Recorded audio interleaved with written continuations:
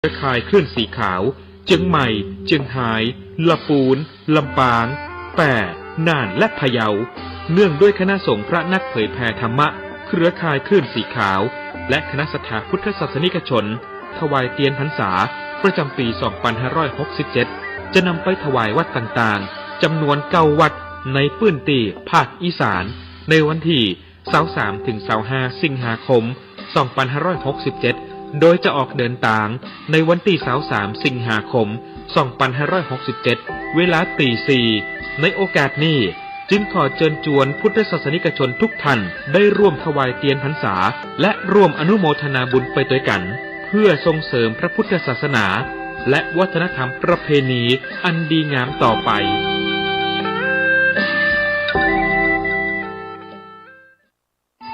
วัดบ้านเหล่าพระเจ้าตาเขียวตำบลบ้านเรือนอำเภอป่าซางจังหวัดลำพูนขอเชิญร่วมโครงการสร้างพระเจ้าตาเขียวจำลองเนื่องในโอกาสมหามงคลเฉลิมพระชนมพรรษาพระบาทสมเด็จพระประเมนทรรามาธิบดีศรีสินธรมหาวชิราลงกรณ์พระวชิรเกล้าเจ้าอยู่หัวทรงเจริญพระชนมพรรษา6 รอบหรือ72 พรรษาในวันที่28 กรกฎาคม 2567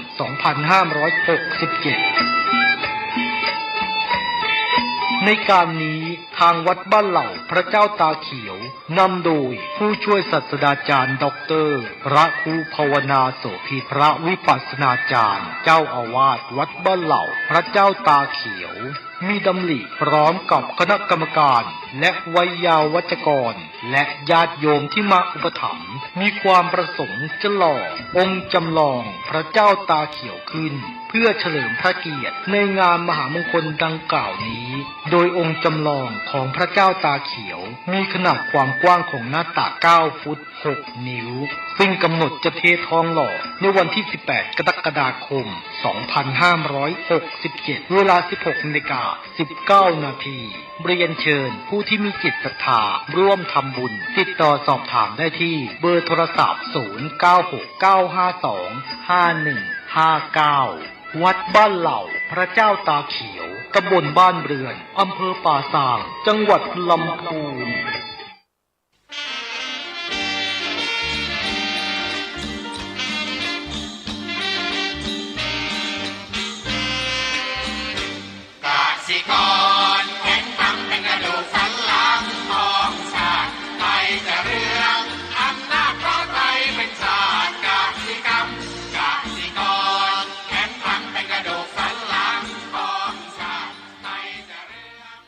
รายการต่อจากนี้ไป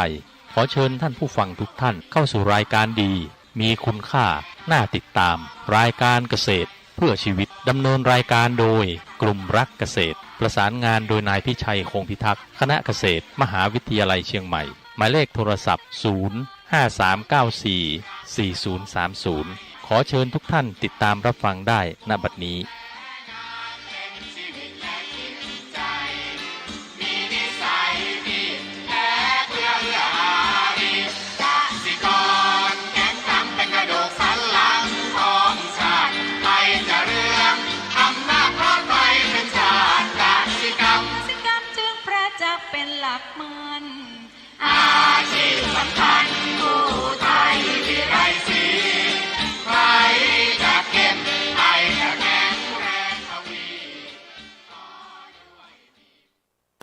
สวัสดีครับท่านผู้ฟัง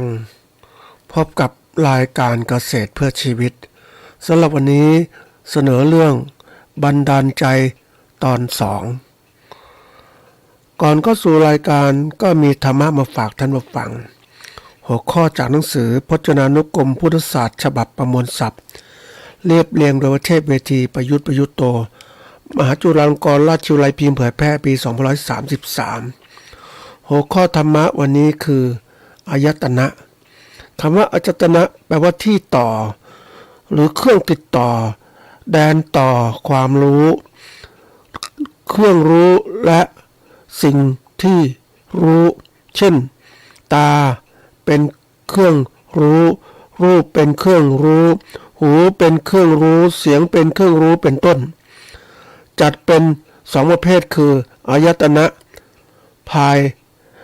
นอกและอายตนะภายในอายตนะภายนอกคือเครื่องต่อภายนอกหรือสิ่งที่ถูกรู้มี6อย่างคือ1รูป2สัทธะคือเสียง3คันธะคือกลิ่น4รส5โผฏฐัพพะคือสิ่งต้องกายหรือสัมผัส6ธรรมะคือธรรมอารมณ์คืออารมณ์ที่เกิดกับใจหรือสิ่งที่ใจรู้อันนี้คืออายตนะภายนอกส่วนที่2คืออายตนะภายในคือเครื่องต่อภายในหรือเครื่องรับรู้มี6อย่างคือ1จักขุคือตา2โสตะคือหู3คานะคือจมูก6ชิวหาคือลิ้น5กายคือกาย6มโนคือใจทั้งหมดนี้ก็เรียกนะบางคนก็จะเป็นอินทรีย์5อินทรีย์6นะทีนี้อายตนะเนี่ยเครื่องต่อรับรู้จากภายนอกนะรับรู้ต่างๆนะในความรู้ก็คือเราก็บักภายนอกก็มีรูปรสกลิ่นเสียงสัมผัสต่างๆธรรมอารมณ์ธรรมที่เกิดขึ้นเนี่ยสัมผัสขึ้นมาแล้วก็เมื่อเรามีเครื่องต่อภายในคือมีตาไปรับรูปหูไปรับเสียงจมูกรับกลิ่นลิ้มรสกายสัมผัสความมโนคือใจคือรับรู้ต่างๆทั้งหมดนะอันนี้ก็คืออายตนะนี่แหละอายตนะมีเป็นส่วนสำคัญนะท่านผู้ฟังบางทีเราอายตนะ6เนี่ยเรารับเป็นเครื่องต่อแล้วต่อทีนี้มันต่อความรู้ต่างๆเนี่ยเราก็รู้ว่าจิตคือผู้คิดผู้นึกมันคิดนึกอยู่ตลอดเวลาทีนี้มันได้ตัวกระตุ้นจากที่เราใช้ตาหูจมูกลิ้นกายใจของเราไปรับรู้ต่างๆจากภายนอกเข้ามาแล้วก็มันก็เกิดภายในเกิดขึ้นภายในเกิดขึ้นปุ๊บมันรับมาก็เกิดอะไรเกิดขึ้นก็คืออารมณ์นะคือตาเห็นรูปก็เกิดเขาเรียกรับขึ้นมาเป็นอารมณ์คือภาวะจิตใจที่เปลี่ยนแปลงไปตามสิ่งเร้าที่เข้ามาทางตาหูจมูกลิ้นกายใจของเรานั้นก็เกิดเป็นอารมณ์ขึ้นที่อารมณ์เนี่ยเมื่อเป็นอารมณ์แล้วจิตไปจดจ่ออารมณ์นั้นก็เสวยอารมณ์นั้นนะคือรับอารมณ์นั้นนะก็เป็นสุขหรือทุกข์หรืออุเบกขาหรือวางเฉยแล้วแต่ทีนี้ถ้าคนที่เก่งๆนะคนที่มีสติปัญญารู้ต่อทันอารมณ์ปุ๊บก็จัดการกับอารมณ์นั้นได้นะแล้วก็หยุดได้ถ้าดีก็ทำต่อถ้าไม่ดีก็หยุดเนี่ยก็นี่คือสำคัญโลภโกรธหลงมันเข้ามาก็หยุดเสียทีนี้คนถ้าให้ความสำคัญกับการพัฒนาสติปัญญาเนี่ยเขาเรียกว่าจะรู้เท่าทันอารมณ์นะแต่คนส่วนใหญ่เนี่ยไม่ค่อยเป็นอย่างนี้คนส่วนใหญ่จะไหลไปตามอารมณ์ใครด่าเราก็ไหลไปตามอารมณ์เขาคือไปเสพอารมณ์แล้วกลายเป็นอารมณ์โกรธเนี่ยอันนี้ก็เป็นตัวสำคัญที่ว่าทำไมอันนี้เป็นเรื่องของการเขาเรียกจิตมันรับรู้อารมณ์รับรู้แล้วก็เสพอารมณ์นั้นทีนี้ถ้ารู้ไม่เท่าทันก็กลายเป็นเสพอารมณ์นั้นกลายเป็นทุกข์เป็นเวทนาเกิดขึ้นนั่นเองทีนี้ทำไมบอกว่าจะหยุดพวกนี้ได้ก็ต้องมีการฝึกทำสมาธิเนี่ยคือมีฝึกให้จิตมีความตั้งมั่นในอารมณ์เดียวทำให้ชำนาญจนสะสมพลังจิตก็สามารถจะเกิดสติปัญญารู้จะทันอารมณ์มันได้ทีนี้คนมันไม่คืออย่างที่บอกคนเราเนี่ยมองข้ามก็เรียกมองข้ามสิ่งที่มีคุณค่าไปคือฝึกสมาธินี่แหละคนก็บอกโอ้ทำไมต้องไปนั่งหลับหูหลับตาโอ้ทนลำบากทนปวดเมื่อยทำไมก็คิดเอาตัดเลยได้ไม่ต้องไปทำมันหรอกเราก็อยู่มองคือมองรับรู้ต่างๆก็รับไป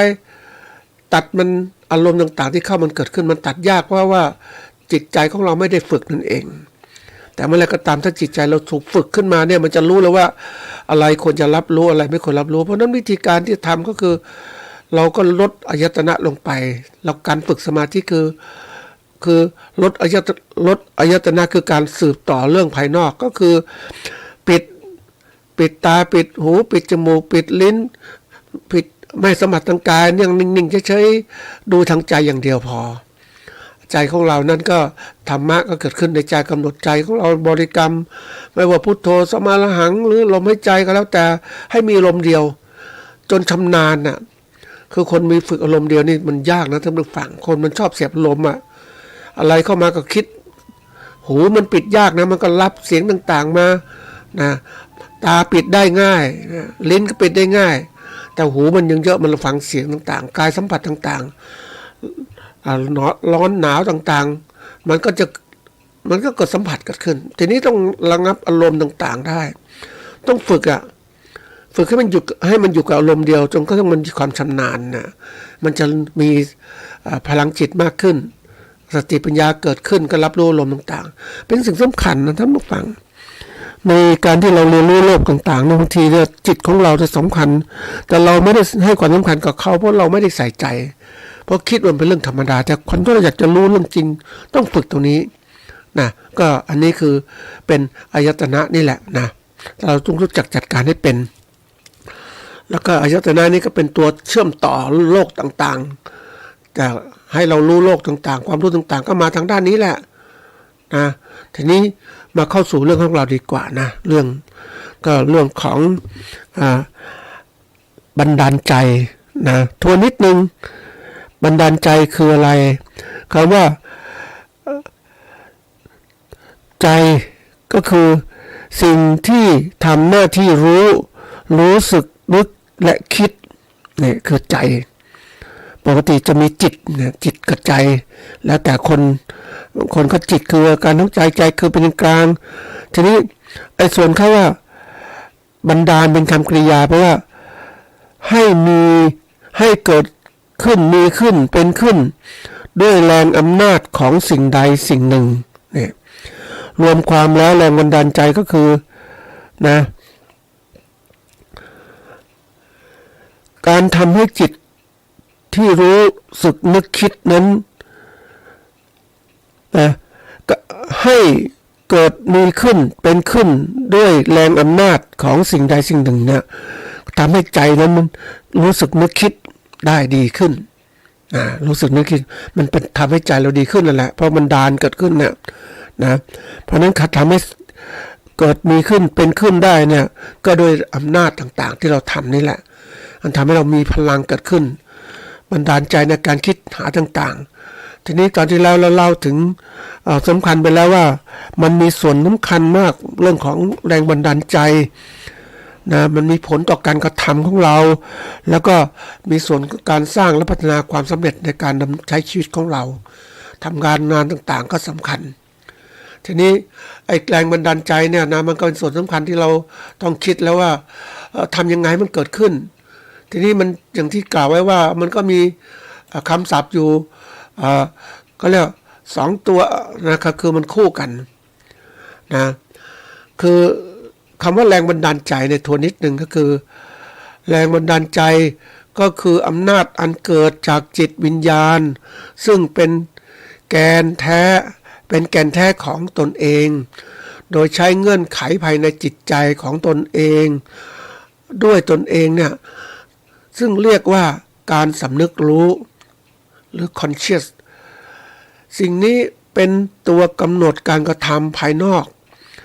คิดดีจึงทำสิ่งดีคิดไม่ดีผลการกระทำจึงออกไปไม่ดีตามความคิดเราสามารถรู้จักต้นไม้โดยดูจากผลไม้ของมันดังนั้นความคิดจึงเป็นตัวกำหนดการกระทำกำหนดอุปนิสัยและอุปนิสัยก็เป็นตัวกำหนดผลปลายทางในชีวิตของเราเนี่ยแรงบันดาลใจเนี่ยเป็นส่วนสำคัญในการที่จะให้เรามีแรงขับเคลื่อนบันดาลใจเป็นขุมทรัพย์พลังในการเขาเรียกจุดระเบิดที่จะคงให้เป็นเครื่องหล่อเลี้ยงประคับประคองให้เราทำสิ่งนั้นจนสำเร็จลุล่วงไปได้นะอันนี้คือแรงบันดาลใจซึ่งการสร้างแรงบันดาลใจเนี่ยก็ มีอยู่2ตัวก็คือว่าสร้างแรงบันดาลใจภายนอกนะภายนอกนี่ก็แน่นอนไม่ว่าจะเป็นบุคคลข้อความข้อคิดเตือนใจภาพหรือเสียงสิ่งเหล่านี้ล้วนแล้วแต่เป็นปัจจัยภายนอกที่จะช่วยกระตุ้นเราให้นะเราได้จากการสื่อสารข้อมูลความรู้สึกหรือความหมายให้กับเรารู้ต่างๆมันก็เห็นภายนอกก็แน่นอนเราอยากจะเป็นอย่างเขาอยากเห็นเขารวยอย่างเงี้ยเห็นเขามีรถอย่างเงี้ยมันก็บันดาลใจเฮ้ยเราก็มันรถนิ่มดีงูนี้เราก็บันดาลใจอยากจะได้งูเงี้ยนี่คือทำให้เกิดการกระตุ้นการกระทำนี่ตัวถัดมาก็คือว่าตัวที่ภายในเนี่ยภายในเนี่ยสิ่งที่ทำให้เกิดภายในมาจากความคิดความรู้สึกนึกคิดของเรานะอันนี้เป็นเรื่องว่าเป็นความรู้สึกต้องการภายในนะทำให้เราอยากจะทำนู่นทำนี่ทั้ง2ตัวเนี่ยปัจจัยภายนอกและปัจจัยภายในเนี่ยเขาเรียกว่ามันเป็นปัจจัยที่มีผลต่อจิตใจของคนทำให้คนสามารถทำงานได้มากขึ้นทีนี้ตัวที่เราเน้นก็คือเรื่องของภายในนะอันนี้เป็นสำคัญมากก็คือแรงบันดาลใจนี่แหละส่วนไอ้ตัวที่ว่าภายนอกส่วนใหญ่ก็เป็นเรื่องของแรงจูงใจเนี่ยที่ภายนอกมันกระตุ้นคำว่าแรงจูงใจเนี่ยก็คืออำนาจรับรู้สิ่งเร้าที่เป็นเงื่อนไขนะอารมณ์ที่เกิดขึ้นนั้นจะเป็นตัวบงการให้เกิดพฤติกรรมภายนอกต่อไปอย่างที่บอกเราอยากได้รถอย่างเงี้ยก็อยากจะทำอยากได้เงินก็ต้องทำงานมันก็ทำให้เกิดที่ว่าเฮ้ยอยากได้เงินมากๆก็ทำงานมากๆอย่างเนี้ยคนก็ปกติคนที่ประสบความสำเร็จเขาก็อาศัย2ตัวนี้แหละที่มีผลต่อพฤติจิตใจของเขาคือแรงจูงใจและแรงบันดาลใจทีนี้คนจะจูงใจปกติแล้วถ้ามันต้องเริ่มจากแรงบันดาลใจซะก่อนเพราะอยู่ในตัวเราแต่เรานี้มีนิสัยของความสำนึกรู้เนี่ยมันก็อยากนู่นนี่ไปเนี่ยมันกระตุ้นจากตรงนี้แล้วก็เสร็จแล้วตัวนี้ก็เกิดการกระทำต่อเนื่องแรงจูงใจมันมาทีหลังนะแต่ทีนี้ถ้าคนที่เขาเรียกว่ามีความสำนึกคิดต่างๆเนี่ยเขาก็จะเริ่มจากตรงที่ว่ารู้จักคิดนึกเนี่ยสำนึกรู้เนี่ยสำคัญมากนะท่านผู้ฟังว่าเราอยากจะเป็นโน่นเป็นนี่อยากทำโน่นนี่มันอยู่ในใจของเราเมื่อเราศึกษาไปแล้วมากมายคือคนที่ประสบสำเร็จเนี่ยปกติเขาจะสร้างแรงบันดาลใจเขาก่อนเนี่ยคือมันเริ่มจากกระตุ้นว่าเราจะประสบสำเร็จเนี่ยอยากสำนึกรู้เกิดขึ้นรู้เรื่องต่างๆทั้งหมดก็ต้องมาใส่ใจในการศึกษาใส่ใจในการพูดคุยหาข้อมูลต่างๆฝ่ายใจในการดูงานในที่ต่างๆฝ่ายใจในเขาเรียกดูทดลองอยากรู้อยากเห็นก็ทดลองเองทำเองเนี่ยมันเริ่มจากนี้ที่มันเริ่มจากจิตใจซะก่อนมันเป็นตัวสำคัญไอ้ส่วนการจูงใจเนี่ยเป็นเรื่องที่ตามมาทีหลังเราเห็นนู่นนี่ก็เป็นภายนอกมันเข้ามากระตุ้นในจิตใจของเราแต่คนที่เขาประสบความสำเร็จเขาจะเริ่มตรงนี้ท่านผู้ฟังความที่เขาลำบากอย่างคนที่เขาเรียกอะไรได้ประสบความสำเร็จของชีวิตพวกนักธุรกิจต่างๆที่ก็มีความยากจนลำบากลำบนมันฝังใจเขาก็เกิดความอยาก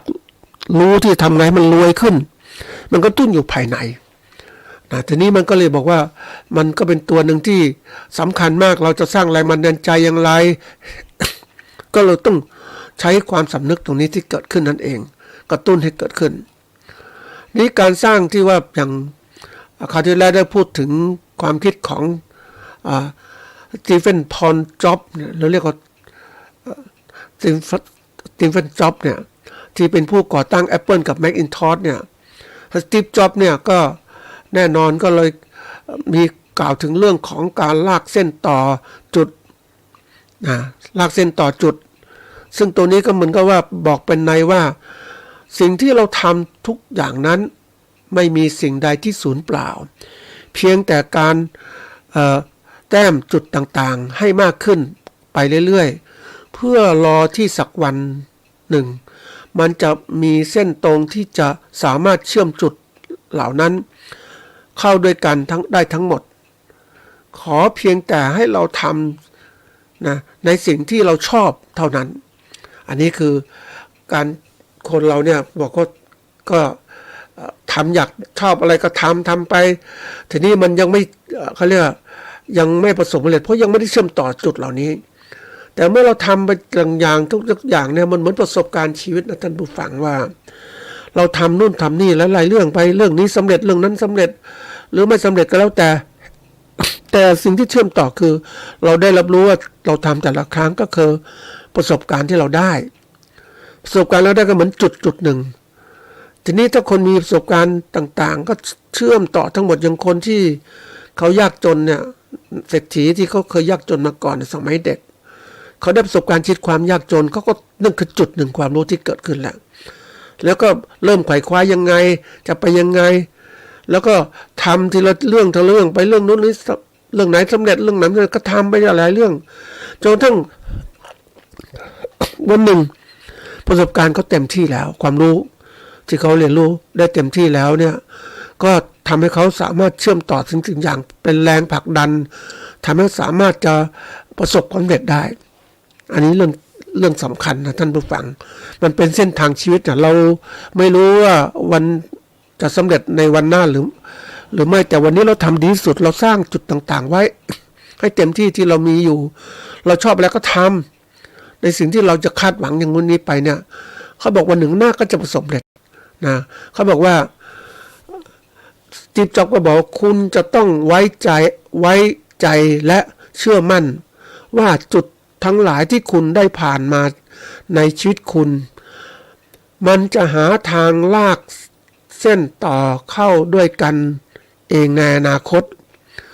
ซึ่งจะเป็นอะไรก็ได้ไม่ว่าจะเป็นสติปัญญาโชคชะตาชีวิตหรือกฎแห่งกรรมขอเพียงคุณต้องมีศรัทธาในสิ่งนั้นอย่างแน่วแน่นะอย่างเราจะทำการเกษตรให้ดีก็ต้องมีความศรัทธาในเชื่อมั่นคำว่าเชื่อมั่นเนี่ยความเชื่อที่มีเหตุผล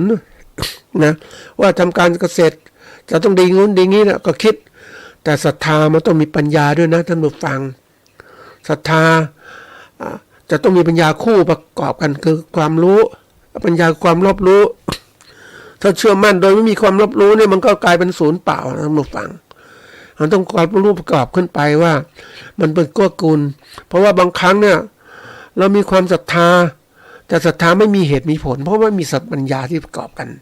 มันก็ไปไม่ได้มันก็ล้มนะท่านผู้ฟังเนี่ยอันนี้คือตัวอย่างคนเรานี่ประสบความสำเร็จต้องอาศัยตรงนี้ที่ว่า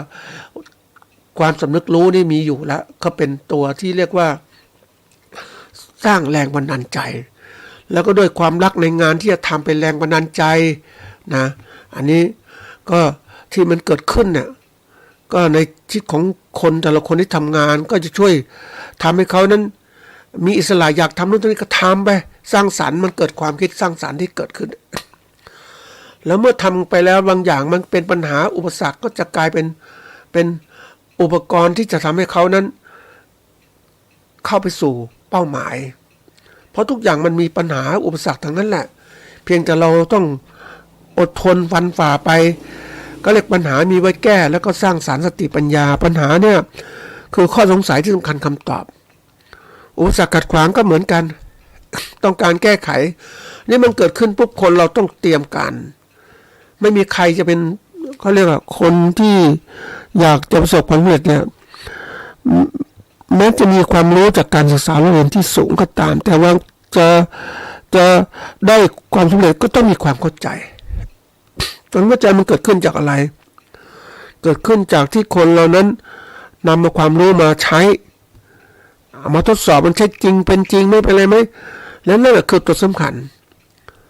ความเข้าใจเกิดขึ้นก็เป็นประสบการณ์การเรียนรู้ที่ทำให้เกิดเขาเรียกความมั่นคงในความเรียกว่าศรัทธาปัญญามันเกิดขึ้นจากการ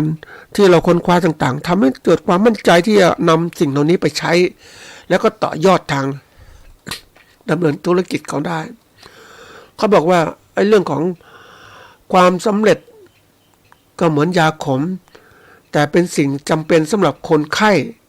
เมื่อชีวิต เล่นตลกกับคุณ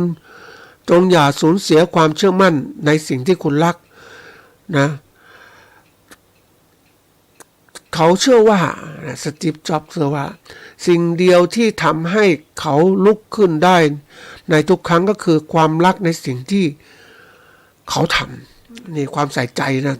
ทุกเรื่องนะท่านผู้ฟังแล้วถ้าเรามีความรักใส่ใจมันเนี่ยมันจะเป็นตัวนั้นมันเกิดอยากจะทำอ่ะทำแล้วทำให้ดีอ่ะมันไม่มีใครสอนนะเรารักทำอาชีพอะไรก็ตามอยากทำให้ดีมันเกิดความรักแล้วอยากจะทำให้ดีขึ้นแล้วเกิดการใฝ่ฝันเรียนรู้แล้วก็เรารักที่จะทำเนี่ยเราก็ใส่ใจที่จะทำมันมากขึ้นแล้วจนจะขั้นที่ว่าเราจะรู้ว่าเราพบสิ่งที่เรารักนั้นหรือทำสิ่งนั้นประสบความสำเร็จวิธีคิดว่าคนเราจะอาจจะตายอันนี้สตีฟ จ็อบส์กล่าวว่าวิธีคิดว่าคนเราอาจจะตายวันตายพวกนี้เป็นเครื่องมือสำคัญที่สุดที่เขาเคยรู้จักมาซึ่งได้ช่วยให้เขาสามารถตัดสินใจครั้งใหญ่ๆได้ในชีวิต ได้เพราะว่าเมื่อความตายมาอยู่ตรงหน้าแทบทุกสิ่งทุกอย่างไม่ว่าจะเป็นความคาดหวังของคนอื่นชื่อเสียงเกียรติยศความกลัวที่จะต้องอับอายขายหน้าหรือล้มเหลวจะหมดความหมายไปเหลือไว้แต่เพียงสิ่งที่มีคุณค่าความหมายและความสำคัญที่แท้จริงเท่านั้นคืออันนี้เป็นเหมือนกับว่าถ้าเราคิดจะทำอะไรแล้วแต่เราต้องคิดถึงเขาเรียกว่าอย่าไปอะไรอย่าไปกลัวมันเราต้องสู้กับมันนะเราต้องทำชื่อเสียงไม่สนใจเราทำเต็มที่ของเรานี่แหละนะอันนี้ก็คือตัวที่กระตุ้นในการที่มันเป็นแรงบันดาลใจใช้ตัวความตายเป็นตัวกระตุ้นคนเราเนี่ยท่านผู้ฟังถ้าเรารู้สึกว่าคนไม่ชอบพูดถึงความตายนะเรื่องจริงนะท่านผู้ฟังไปนั่งคุยกับหลายคนพูดถึงความตายเมื่อไหร่มันหดหู่คือไม่อยากทำอะไรเลยอ่ะมันทำไปทำไมจะตายแล้วเนี่ยอย่างงี้แต่สตีฟ จ็อบส์คงไม่หรอกเขาคิดถึงว่าอยากจะทำพิสูจน์อะไรก็รีบทำเพราะว่าความตายก็เข้ามาแล้วเพราะนั้นไม่สนใจใครต้องตัดสินใจทำอะไรมันเป็นเร่งบีบบังคับเหมือนคนเราเนี่ยถ้าเราได้มีโอกาสปฏิบัติธรรมนะท่านผู้ฟังทำสมาธิหรืออะไรแล้วแต่เนี่ยเราต้องคิดถึงความตายเป็นตัวสำคัญเอาความตายเข้ามาแล้วเราปล่อยชีวิตผ่านไปโดยเลื่อยเฉยไม่ได้เราต้องปฏิบัติทำให้บรรลุมรรคผลนิพพานเถอะเพราะว่าเวลามันจำกัดนะจะผัดวันประกันพรุ่งไม่ได้แล้วนะมันก็เป็นตัวที่กระตุ้นเราอะนะแต่คนไม่ใช้ความตายเป็นตัวใช้ความตายเป็นตัวโอ้ยอย่างนู้นอยากจะหลีกเลี่ยงอยากจะหนีไม่อยากพูดถึงความตายแต่จริงๆความตายมันเป็นสิ่งที่คนหนีไม่ได้แต่เราจะอยู่กับความตายอย่างไรก็ให้มันดีเหมือนวันนี้ได้มีโอกาสคุยกับคนสูงวัยเขาก็ถามว่าคุณกลัวไหมความตายที่เข้ามานะไม่กลัวทำวันนี้ดีสุดแล้วไม่มีอะไรเป็นห่วงแล้วทำวันนี้มันดีเลยเนี่ยทุกอย่างที่ทำมาแล้วมันดีหมดนะไม่ต้องอะไรว่าลูกหลานก็ไม่ต้องเขาเล็กเขาโตแล้วอ่ะ ต้องไม่ห่วงอะไรกันสมบัติก็ให้กันหมดแล้วเราก็ใช้ชีวิตเป็นวันอย่างนี้เพราะเราไม่ต้องคิดอะไรแล้วเนี่ยนะเห็นไหมเขาเตรียมนะเขาเตรียมขนาดนี้นะอายุสบายนะมีทุกอย่างพร้อมเพราะนั้นไม่ต้องกังวลมีหน้าที่ดูแลตัวเองให้ดีที่สุดนะอย่าไปหยุดอย่าไปติดเตียงนะทำร่างกายแข็งแรงนะทำจิตใจสมบูรณ์อยากกินอะไรก็กินที่มันสบายแต่ไม่ทำให้กินแล้วเกิดทุกข์ขึ้นมานะเขาบอกว่าสตีฟ จ็อบส์ก็พูดถึงคำหนึ่งเหมือนกันนะฝากไว้เขาบอกว่าเวลาของคุณจึงมีจำกัดเนี่ยเมื่อเราลึกถึงตายนะเวลาของคุณจึงมีจำกัดและอย่ายอมเสียเวลามีชีวิตอยู่ในชีวิตของคนอื่นมีชีวิตอยู่ในชีวิตของคนอื่นจงอย่ามีชีวิตอยู่ด้วยผลจากความคิดของคนอื่นและอย่ายอมให้เสียงของคนอื่นมากบเสียงที่อยู่ภายในตัว ภายในตัวของคุณ และที่สำคัญที่สุดคือคุณจะต้องมีความกล้าที่จะก้าวไปตามที่หัวใจคุณปรารถนาและสัญชาตญาณของคุณจะพาไปเพราะหัวใจและสัญชาตญาณของคุณรู้ดีว่าคุณต้องการจะเป็นอะไรเนี่ยสำคัญมากนะท่านผู้ฟัง คนเราจะเป็นอะไรเนี่ยก็ต้องรีบตรงนี้แหละเราตั้งมั่นแล้วเนี่ยก็คือบอกว่าอีกคำหนึ่งก็พูดว่านะจงหิวโหยจงโง่เขลาอยู่เสมอนี่สำคัญนะท่านผู้ฟังจงหิวโหยจงโง่เขลาอยู่เสมอซึ่งเป็นสิ่งที่เขาหวังจะเป็นเช่นนั้นอยู่เสมอมาแรงบันดาลใจนั้นมาจากวลีที่อยู่ใต้ภาพบนปกหลังของวารสารฉบับสุดท้ายของวารสารเล่มนี้ที่เลิกผลิตไปในปี30 ปีก่อนก็คือว่าจงหิวโหยจงโง่เขลาอยู่เสมอก็คือว่าอย่าหยุดคือคนมันเหมือนกับว่าสภาวะของก็เรียกสักยะทิฏฐิถือตัวถือตนว่าฉันเก่งฉันมีแล้วพอแล้วอะไรต่างๆเลยมันไม่ได้ถ้าคิดตรงนี้ปุ๊บมันก็ไม่อยากเกิดการกระทำไม่อยากจะพัฒนาอะไรแต่ถ้าเราเขาเรียกว่าเรายังไม่อิ่มอ่ะเราไม่อิ่มในความรู้ไม่อิ่มในความสำเร็จเราสำเร็จแค่นี้ไม่ใช่มันยังมีอีกนี่มันทำให้เกิดการที่อยากจะทำอะไรต่อไปเรื่อยอ่ะไอ้สิ่งเหล่านี้มันเกิดขึ้นนะท่านผู้ฟังเคยเห็นเกษตรกรได้สัมภาษณ์เขานะด้วยความที่เขาทำการเกษตรมานานถึง30 ปีเรื่องเกษตรชนิดหนึ่งนะเลี้ยงสัตว์ชนิดหนึ่งเขาเชื่อมั่นเขาเก่งที่สุดแล้วเขาทำมา30 ปีท่านผู้ฟังด้วยความรู้ที่เขาทำมาเนี่ยก็คือความรู้ต่างๆมันเกิดขึ้นด้วยตัวเขาทำเองด้วยเรียนรู้ตัวเองแล้วก็เชื่อมั่นในตัวเองว่าฉันรู้ฉันเก่งแล้วถามว่าอ่านหนังสืออื่นไม่ค่อยอ่านรู้ว่าเก่งแต่มันเก่งไม่จริงกันท่านผู้ฟังเพราะว่าถ้าเก่งจริงตัวเองต้องประสบความสำเร็จใช่ไหมต้องดีกว่าที่เป็นอยู่ในการศึกษาในการหาความรู้ต่างๆเนี่ยเขาบอกว่าถ้าเราจะไปได้เร็วเราก็ต้องเรียนรู้โลกให้กว้างขึ้นก่อนโลกเขาเป็นยังไงไปแล้วคนอื่นก็เป็นยังไงคนประสงค์เขาทำยังไงมีความรู้อะไรบ้างแต่นี่ไม่สนใจอยู่แต่ผู้เดียวอย่างเนี้ยแล้วก็บอกตัวเองเก่งในการเข้าถึงต่างๆเพราะมันไม่มีคือสอนตัวเองทำนู่นทำนี่ไปพัฒนาไปเรื่อยๆในสิ่งงานที่ทำแต่ว่ามันไม่เก่งจริงอ่ะท่านผู้ฟังความรู้ก็ไม่เก่งนะทำอะไรก็ไม่เก่งเพราะนั้นเขาก็ประสบความสำเร็จได้เท่านี้ทั้งที่เขาควรจะมีความสำเร็จที่มากกว่านี้ถ้าเขาได้อ่านหนังสือได้ค้นคว้าต่างๆเขาบอกว่าความรู้เนี่ยถ้าเราอยากจะรวยเร็วอยากจะพัฒนาเร็วก็หาความรู้ที่เร็วที่สุดที่ดีที่สุดมาจะมัวทดลองเอาตัวเองไปทดลองเสียเวลาเหมือนหนึ่งว่าพ่อแม่ครูบาอาจารย์อื่นก็บอกว่านะบอกเธอผู้ปฏิบัตินะปฏิบัติอยากจะเข้าความบรรลุผลแห่งการปฏิบัติธรรมะของพระเจ้าเนี่ยเธอควรจะเอาธรรมะพระเจ้าไปใช้เลยไม่ต้องทดลองแล้วเอาต่อยอดไปเลยมันเร็วกว่าใช่ไหมถ้าเธอไม่ทดลองพระเจ้าทดลองมาเยอะแยะแล้วเนี่ยเราไม่ต้องทดลองอีกแล้วล่ะเอาไปใช้เลยดีกว่าไหมอ่ะเนี่ยนี่คือตัวสำคัญเพราะนั้นวันนี้คนที่มันไม่พัฒนาไม่มีแรงบันดาลใจเนี่ยมันอยู่ตรงเนี้ยมันฉันเก่งฉันดีนี่ก็ตัวสำคัญเลยหมดแรงบันดาลใจแล้ว มันปิดกั้นตัวเองนั่นเองเดี๋ยวนี้บางคนที่บอกโอ้ฉันพอแล้วฉันดูดีพอกินดีอยู่ดีแล้ว ที่ไหนได้เดี๋ยวนี้ มันถ้าเราเห็นข้างหน้าน่ากลัวนะท่านผู้ฟังฉันกินดีอยู่ดีแล้วเนี่ยฉันสบายแล้วไม่มองไปว่าเดี๋ยวนี้ไอ้นักเขาเรียกแต่ก่อนมันมีสงครามนะสงครามด้วยการใช้กองทัพบุคคลเข้ามาลบราฆ่าฟันแย่งสิ่งทรัพยากรต่างๆไปเพราะนั้นก็จะเกิดการต่อสู้กันขึ้น ทีนี้สงครามแบบนั้นมันกลายสภาพมาเป็นสงครามทางเศรษฐกิจมันมากับทุนนิยม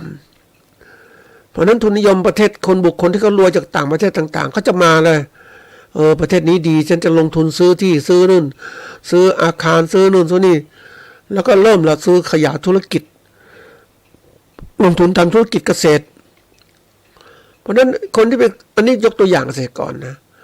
ฉันอยู่ในพื้นที่ตัวนี้10-20 ไร่ก็แล้วแต่ฉันอยู่ใกล้แหล่งน้ำลำธารแต่ที่ไหนได้ไอ้ในทุนพวกนี้มาอยู่นู่นต้นน้ำนู่นน่ะมันซื้อที่กวาดที่แล้วก็ผ่านน้ำในแม่น้ำลำธารเข้าไปสู่แปลงตัวเองเห็นไหมแล้วถามว่ามันเป็นเรื่องการที่นักธุรกิจเขาทำด้วยเอาเงินลงทุนนั่นแหละมันเป็นเดี๋ยวนี้สงครามเศรษฐกิจมันสามารถยึดทรัพยากรในประเทศอื่นได้สบายเข้ามาในรูปแบบของการใช้เงินทุนเอามาลงทุนแล้วก็จ้างแรงงานในพื้นที่ทำการเกษตรทำนู่นทำนี่ให้หมดเลย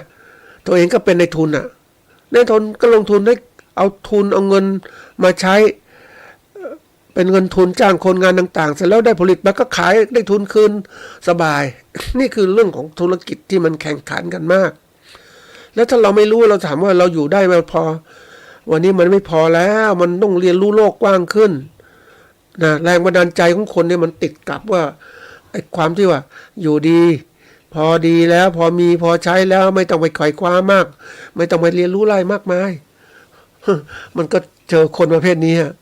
ต้องนึกถึงทำไมเขาเป็นอย่างนี้เนาะเคยได้สัมภาษณ์มาบอกเฮ้ยนะถกเถียงเรื่องเนี้ยไอ้คำว่าพอนี่แหละเขาบอกสบายแล้วนะเนี่ย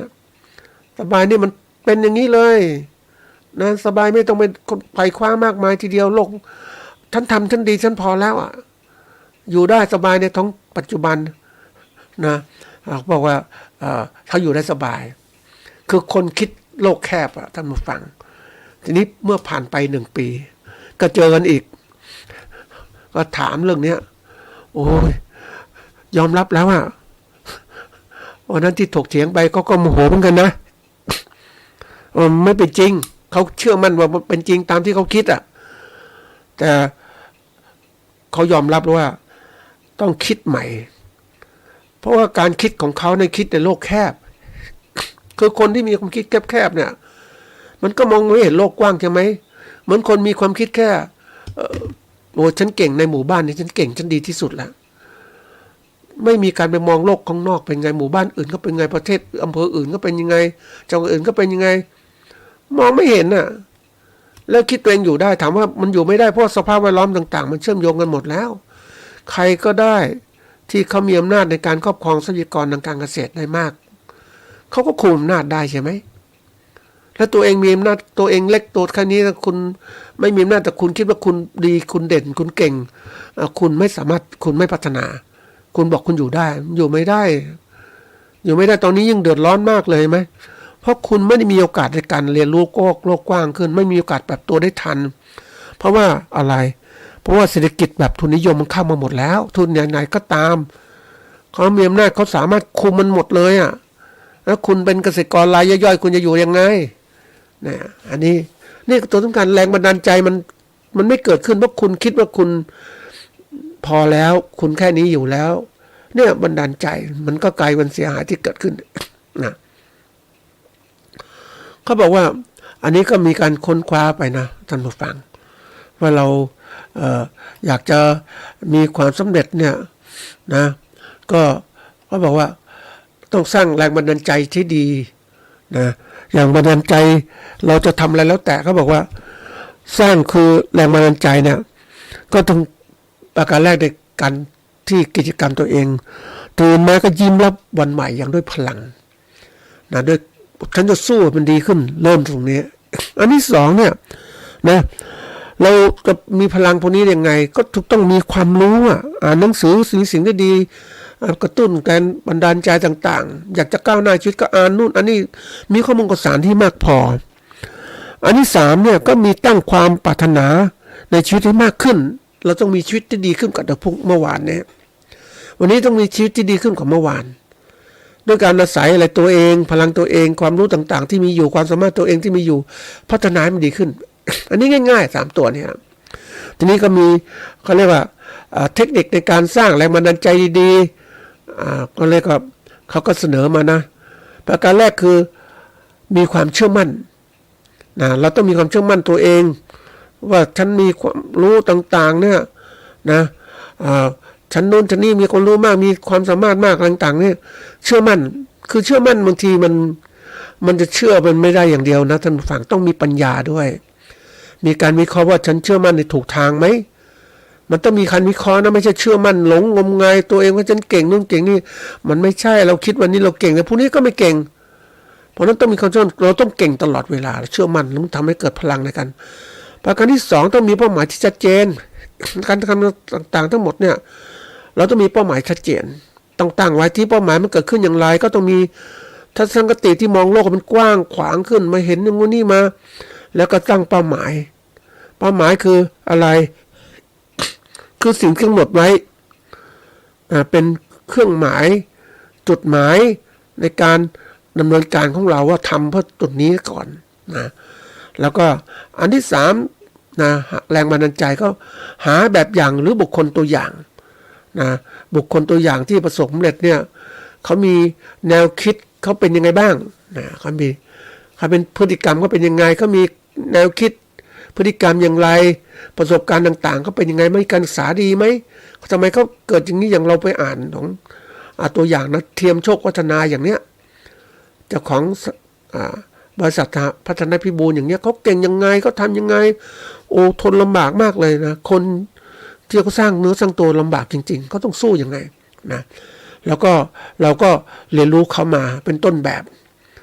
อย่างที่เคยบอกว่าเยอรมันคิดอังกฤษทำญี่ปุ่นขายเนี่ย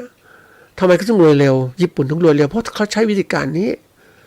มันจะทดลองเองไม่ไหววันนี้เราก็ใช้วิธีการผู้เจ้าท่านซ้ำมาแล้วท่านสอนมาแล้วเอามาปฏิบัติเลยนี่เราจะถึงเป็นผู้รู้ได้เห็นไหมถ้าเรามีการทำอย่างนี้นี่คือตัวอย่างบุคคลตัวอย่างมาอันที่4เรียนรู้จากความผิดพลาดของเราเขาบอกว่าไม่มีใครไม่เคยผิดพลาดเลยคนที่ทำงานต้องมีผิดพลาดแต่คนที่เขาเก่งนะท่านผู้ฟังผิดพลาดน้อยที่สุดหรือไม่ผิดพลาดเลยแต่ผิดพลาดต่างๆก็เป็นประสบการณ์เขาก็เตือนตนเสมอว่ามันผิดพลาดเพราะอะไรวิเคราะห์ตัวเองเพราะทุกอย่างที่เราทำเนี่ยท่านผู้ฟังมันก็ต้องมีดัชนีชี้วัดความสำเร็จนะตั้งไว้เลยนะสำเร็จยังไงจะทำไงมันจะตั้งไว้ทำให้เราคนไขว่คว้าหาความสำเร็จได้อันนี้ตัวสำคัญเพราะนั้นถามว่าวันนี้เราทำตรงนี้ยังไงบ้างนะเนี่ยผิดพลาดก็ทำวิเคราะห์ความผิดพลาด ดูจุดอ่อนจุดแข็งวิกฤตโอกาสแล้วก็ดูว่าตรงไหนเป็นยังไงต้องปรับปรุงยังไงคือผิดพลาดเป็นครูนะแต่ว่ามันไม่เสมอไปหรอกบางครั้งความสำเร็จก็เป็นครูต่อไปคนที่ประสบความสำเร็จนะท่านผู้ฟังเขาได้หลักการวิธีการที่ทำให้ประสบความสำเร็จในงานชิ้นหนึ่งเขาเอาหลักการวิธีการนี้ไปประยุกต์ใช้กับงานอีกชิ้นหนึ่งได้มันก็อยู่พื้นฐานเดียวกันนั่นแหละนะมันก็ไม่มีอะไรมากหรอกท่านผู้ฟังได้หลักการวิธีการดีๆไปใช้เปลี่ยนแปลงนิดหน่อยให้มันเหมาะสมกับเรื่องกับราวเรื่องงานที่เราทำก็แน่นอนจะไม่ผิดพลาดเลยนะอันที่5เนี่ยต้องรู้จักบริหารเวลาคนเราเนี่ยทำอะไรแล้วแต่นะเราอย่าไปผัดวันประกันพรุ่งนะทำเดี๋ยวนี้เลยจะมีโอกาสทำได้เลยนะทำจัดการเวลาให้ดีที่สุดเพราะว่าการไปผ่อนผัดวันประกันพรุ่งทำให้เลื่อนไปเรื่อยไม่ได้ทำอะไรจริงจังเดี๋ยวเอาไว้พรุ่งนี้คนที่ไม่ประสบความสำเร็จเยอะมากท่านผู้ฟังเขามักจะทำงานไม่เป็นไรเอาพรุ่งนี้วันนี้ไม่เป็นไรพรุ่งนี้เริ่มใหม่ถามว่าพรุ่งนี้จะมีไหมล่ะไม่มีก็ได้นะเพราะเราตายเสียก่อนไม่ได้ทำอะไรเลยเนี่ยไหมเพราะนั้นคาดหวังอะไรไม่ได้ท่านผู้ฟังเรามีโอกาสทำก็รีบทำเสียนะคำว่าโอกาสคือช่วงเวลาที่เหมาะสมที่สุดที่เราจะทำนะบางทีมันไม่เหมาะสมที่สุดก็ไม่เป็นไรแต่เราทำได้ก็ทำนะท่านผู้ฟังนะอันที่6เนี่ยก็คือเปิดใจลองทำสิ่งที่ไม่เคยทำนี่อันนี้เป็นแรงบันดาลใจเราอยากจะทำอะไรคนเคยทำงานเนี่ยมันอะไรใหม่ๆอยากทำมันก็ทำสิลองดูอยากจะทดลองอยากจะทดลองผสมพันธุ์พืชอย่างมุดนะสตรอเบอรี่พันธุ์นี้ผสมพันธุ์นี้เป็นยังไงลูกจะเป็นยังไงนะหรือมะพร้าวเนี่ย เราเอาน้ำหอมต้นที่หอมที่สุดเอามาผสมกับต้นที่หอมที่สุดมันจะเป็นยังไงลูกผสมมันเขาเรียกมันผสมข้ามนะท่านผู้ฟังลูกจะเป็นยังไงอยากจะลองมะม่วงผสมกันต่างสายพันธุ์เป็นยังไงลูกจะเป็นยังไงมันสิ่งใหม่ๆมันเกิดถ้าเราทำอะไรซ้ำซากอยู่นั่นมันไม่มีอะไรท้าทายคนที่เขาประสบหลายอย่างเขาคิดเขาเรียกว่ามีความคิดนอกกรอบมีความคิดที่แตกต่างจากเดิมทำอะไรซ้ำๆก็เท่านั้นแหละความอะไรต่างๆเกิดขึ้นไม่ได้การคิดเป็นสิ่งใหม่ๆเกิดขึ้นสำคัญมากอันที่7ก็คือการมองโลกในแง่ดีนะปกติแล้วไอ้ตัวนี้มันก็คนเราถ้ามองโลกในแง่ดีอย่างเดียวไม่ได้เราก็รู้ว่ามองโลกในแง่ที่เรียกว่าสมบูรณ์แบบนะในสิ่งต่างๆมันมีดีแล้วไม่ดีผสมกันทีนี้เราก็คิดว่าเราก็มองโลกแบบสมบูรณ์ครบวงจรเลือกทำใช่นะเราต้องเปลี่ยนแปลงตัวเราเองสำคัญที่สุดนะท่านผู้ฟังเป็นความคิดความอ่านของเราให้มันดีที่สุดอย่าไปจมปลักในสิ่งที่ว่าฉันดีแล้วฉันเลยแล้วไม่ใช่มันเปลี่ยนโลกมันเปลี่ยนนะท่านผู้ฟังดีมันยังดีไม่ที่สุดนั่นเองเพราะนั้นวันนี้ต้องทำให้ดีที่สุดที่ทำได้และดีวันนี้ดีวันหน้าด้วยดีวันต่อๆไปด้วยนี่คือสำคัญอันถัดมาคือเขาบอกว่าการสร้างแรงบันดาลใจคืออย่าเสียเวลาไปกับเรื่องที่ไม่เป็นเรื่องคนหลายคนนะไปสนใจเรื่องนู้นเรื่องนี้มันไม่เป็นเรื่องเป็นราวอย่างวันนี้ข่าวสารทางโทรทัศน์ก็มีเรื่องนู้นเรื่องนี้ไปโอ้ยนะคนนู้นฆ่าคนนี้คนนี้ฆ่าคนนั้นถามว่าเฮ้ยมันเกี่ยวข้องกับเราไหมเนี่ยมันเห็นความมันแค่ดูคร่าวๆก็พอแล้วไม่ต้องตามละเอียดต่างๆเราก็ใช้ชีวิตที่ผิดพลาดใช้วิธีไปตามกิเลสตัณหาพาไปไม่มีสติปัญญายับยั้งหรือบางคนเสพเหล้าเสพบุหรี่เสพไอ้พวกของยาเสพติดต่างๆมันเพี้ยนไปแล้วเนี่ยนะนี่คือตัวอย่างทีนี้มองในแง่ของที่ว่าเราจะเอาไปใช้แล้วล่ะท่านผู้ฟังนะก็คือเรื่องของที่ว่าเราจากจะจัดการชีวิตเนี่ยเขาบอกการสร้างแรงบันดาลใจในการทำธุรกิจในโลกปัจจุบันเนี่ยมีความสำคัญอย่างยิ่งนะท่านผู้ฟังมันสำคัญอย่างไรเขาบอกว่าจะทำให้เราประสบความสำเร็จได้ดีเนี่ยก็คือเราทำธุรกิจโลกปัจจุบันโลกมันแข่งขันตลอดเวลาเพราะฉะนั้นสำคัญที่สุดคืออันที่1ต้องตั้งเป้าหมายที่ชัดเจนนะมีความหมายเป้าหมายจะช่วยเราทำงานมีทิศมีทางเขาเรียกทำงานมีทิศทางที่ถูกต้องมีสปีดที่มีช่วงการกระทำที่รวดเร็วบรรลุผลตามเป้าหมายที่กำหนดต้องมีกำหนดเส้นเป้าหมายไว้แล้วก็อันที่2เรียนรู้จากประสบการณ์ของผู้สำเร็จแล้วนะไม่ว่าจะดูหนังสืออ่านวิดีโอต่างๆนะที่เขาประสบผลสำเร็จทางธุรกิจไปดูมาเดี๋ยวนี้มี YouTube ไปดูซิว่าเขาทำเกษตรกรประเทศจีนก็ทำยังไงของเราทำยังไงตัวอย่างไม่ใช่เอาตัวอย่างของเศรษฐกิจธรรมดาไม่ได้เราตัวอย่างนักธุรกิจนะเขาธุรกิจใหญ่ๆโตๆเขาทำยังไงไอ้ที่คนก็ทำงานตัวเล็กๆก็เรียกว่าพวกของ SME กลายเป็นตัว SML แล้วคือนักธุรกิจระดับกลางเขาทำยังไงนะอันนี้สำคัญมากเลยนะอันที่3เข้าร่วมกลุ่มหรือเครือข่ายธุรกิจนะเชื่อมต่อกับผู้คนในประเทศและต่างประเทศสามารถได้มาแนะนำต่างๆประสบการณ์ต่างๆก็ถ่ายทอดได้ไปเห็นผู้นักธุรกิจต่างๆที่เขาทำเป็นเครือข่ายนักธุรกิจเกษตรนะท่านผู้ฟังเขามีเครือข่ายของเขานะมีเวลาไปกินอาหารด้วยกันคุยด้วยกันอะไรต่างๆเนี่ยคือเขาคนรวยด้วยกันคนเก่งด้วยกันมันก็เลยถ่ายทอดนู่นนี่ไปแต่ถ้าเราเป็นเกษตรกรอยู่จากชาวไร่ชาวนาอยู่ที่นั่นแล้วถามว่าเฮ้ยคุยกับใครได้บ้างนะเราก็ได้เพื่อนที่ระดับหนึ่งเท่านั้นแหละแต่เราไปดูเครือข่ายเขาเก่งนะยอมรับว่าทำไมเขาร่ำรวยเพราะว่าเขามีเครือข่ายเขาจะรู้สถานการณ์เศรษฐกิจสังคมการเมืองการปกครองเป็นยังไงเขารู้หมดเลยจัดการต่างๆทั้งหมดอันที่4ก็ต้องพัฒนาทักษะของเราเองทักษะแปลว่าความสามารถเรามีความสามารถให้มากขึ้นมีความรู้ใหม่ๆเกิดขึ้นโลกธุรกิจเนี่ยเป็นโลกที่เปลี่ยนแปลงเสมอนะการเรียนรู้และพัฒนาการเนี่ยมันต้องทันสมัยจริงๆนะท่านผู้ฟังแล้วถามว่าเฮ้ยถ้าเรารู้ไม่ทันสมัยก็ไม่สามารถเปลี่ยนแปลงและสร้างนวัตกรรมต่างๆให้เกิดขึ้นแล้วเป็นคนล้าหลังแต่โลกปัจจุบันเขาทันสมัยมากเลยนะแล้วก็เราก็ทำงานในสิ่งที่อาชีพของเราทำอะไรก็แล้วแต่ที่เราจะมุ่งหวังเอาจริงๆนะท่านผู้ฟังอาชีพเกษตรก็ดีนะดีต้องมีความรู้ที่มากขึ้นต้องมีความที่เรียกความรู้ความสามารถในการผลิตและการตลาดที่ทันสมัยนะ แล้วก็อันถัดมาคือการสร้างสมดุลชีวิตและการทำงานนะบางทีคนมาจมกับปักอยู่กับงานนะไม่ดูว่าชีวิตมันเป็นยังไงมันสุขไหมอันนี้สำคัญนะท่านผู้ฟังเราต้องจัดการชีวิตที่ดีมันช่วยเกื้อกูลกันแล้วก็มองโลกต่างๆให้กว้างขวางมากขึ้นอันที่7เราต้องมีสร้างหน่วยงานของเราต้องสร้างทำงานระบบการเกษตรยุคใหม่เป็นระบบการทำงานเป็นทีมช่วยกันพัฒนาทำให้คนช่วยกันทำงานนะแล้วก็อันที่8เนี่ยการใช้เทคโนโลยีในการที่ทันสมัยนะเทคโนโลยีต่างๆเนี่ยคำว่าเทคโนโลยีคือความรู้ทางวิทยาศาสตร์เนี่ยเอามาสร้างนวัตกรรมคือกิจกรรมที่ใหม่ๆให้ผลที่ดีขึ้นไม่ว่าจะใช้เทคโนโลยีในการที่จะสร้างนะเอามาใช้ในเรื่องของการผลิตการตลาดเหล่านี้เดี๋ยวนี้มีหมดนะท่านผู้ฟังเราก็พวกใช้คอมพิวเตอร์มาช่วยทำงานนู่นวิเคราะห์นี่ต่างๆแล้วก็ทำธุรกิจมันดีขึ้นบางทีเนี่ยคนเราเนี่ยท่านผู้ฟังที่เขาเรียกว่าไม่ได้พัฒนาที่ดีเนี่ยอันนี้ก็ต้องยอมรับเหมือนกันนะท่านผู้ฟังเพราะว่าเขามีสื่อที่สื่อรับรู้ต่างๆที่ไม่ทันสมัยเมื่อมันไม่ทันสมัยก็รับรู้ต่างๆไม่ได้อย่างเรามีโทรทัศน์ก็ดูธรรมดาดิจิตอลทีวีดูอย่างนี้ก็แค่นั้นหรือมีโทรศัพท์ก็รุ่นเก่าๆหรือถ้ามีใหม่ก็รุ่นสมาร์ทโฟนที่รับรู้ต่างๆแต่เราไม่ได้ดูนะเดี๋ยวนี้ยอมรับนะท่านผู้ฟังสถานีวิทยุเนี่ยถ้าไม่พัฒนาตนเองลำบากมากนะแล้วใครจะฟังเดี๋ยวนี้เราต้องทำรายการที่มีสาระมากขึ้น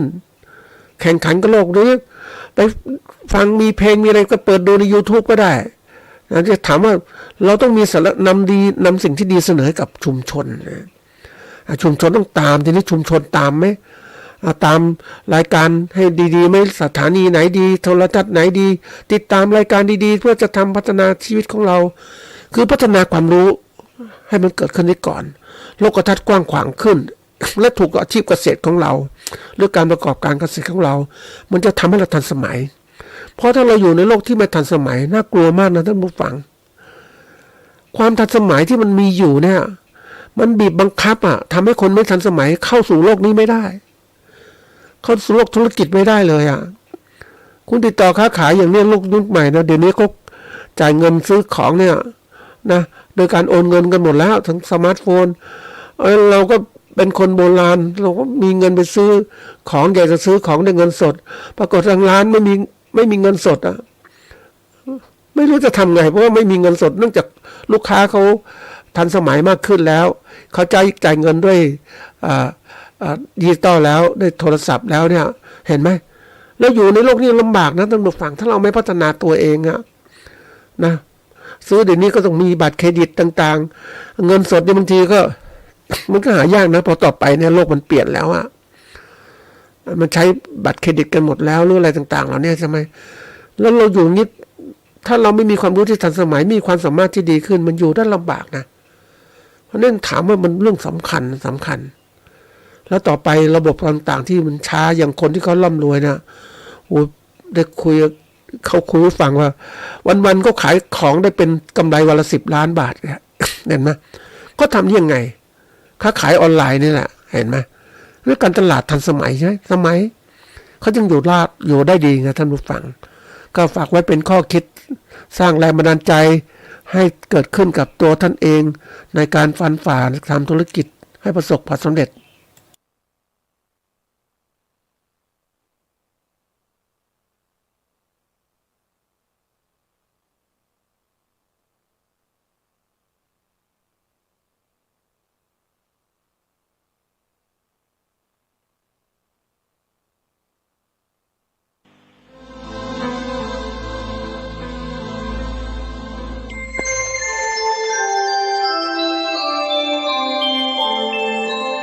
ขณะนี้ท่านกำลังฟังสถานีวิทยุกระจายเสียง FM 104.5 เมก